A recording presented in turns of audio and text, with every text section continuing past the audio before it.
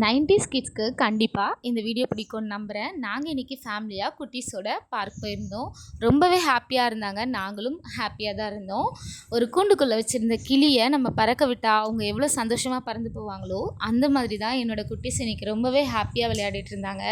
அதை பார்க்கவே நமக்கு ரொம்ப ஒரு பீஸ்ஃபுல்லாகவும் ஹாப்பியாகவும் இருந்துச்சு. 90s கிட்ஸ்க்கு கண்டிப்பாக இந்த அனுபவம்லாம் நிறைய இருக்கும். அப்போல்லாம் வீக்கெண்ட்னாலே ஒரு ஹாப்பி தான். நம்ம ஸ்ட்ரீட்டில் இருக்க ஃப்ரெண்ட்ஸோடு ஜாலியாக விளையாடிட்டு இருப்போம். வீக்கெண்டில் கண்டிப்பாக பார்க், பீச் ஏதாச்சும் போயிருப்போம். அப்படி கூட்டிகிட்டு போகிறேன்னு சொன்னாலே அதுவே ஒரு பெரிய சந்தோஷமாக எக்ஸைட்டோடு இருப்போம். ஆனால் இப்போ இருக்க குட்டீஸ்க்கு இதெல்லாம் ஒரு சாதாரண விஷயமாக மாறிப்போச்சு. இப்போ இருக்க குட்டீஸ்லாம் நிறைய மொபைலோட என்கேஜ் ஆகுறாங்க. ஆனால் இந்த மாதிரி ஒரு குவாலிட்டியான டைம் நம்ம ஃபேமிலியோட குட்டீஸோடு ஸ்பெண்ட் பண்ணி தான் ஆகணும் பேரண்ட்ஸ்லாம்.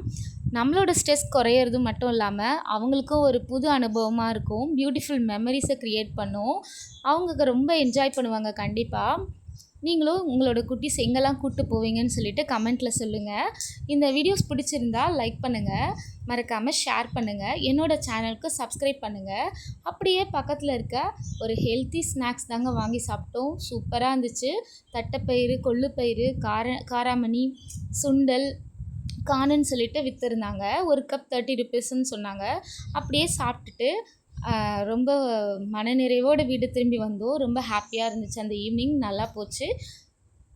ஓகே, நெக்ஸ்ட் வீடியோவில் பார்க்கலாம். பாய்.